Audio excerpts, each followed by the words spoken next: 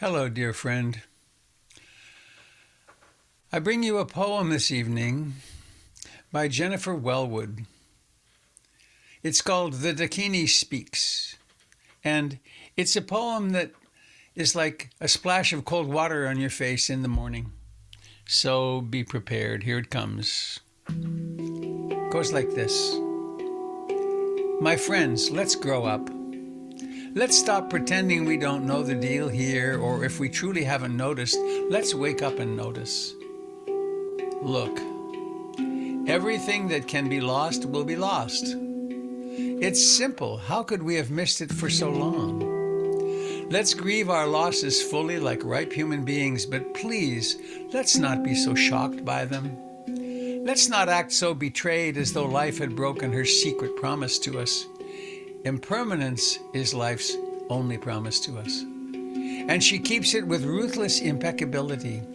To a child she seems cruel, but she is only wild, and her compassion is exquisitely precise.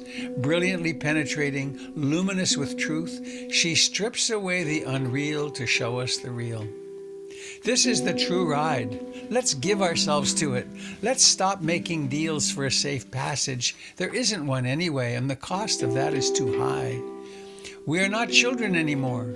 The true human adult gives everything for what cannot be lost. Let's dance the wild dance of no hope.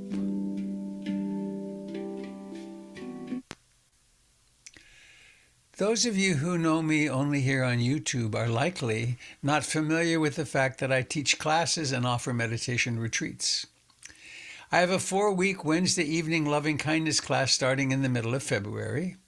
I host a 1-hour drop-in meditation gathering every weekday morning on Zoom.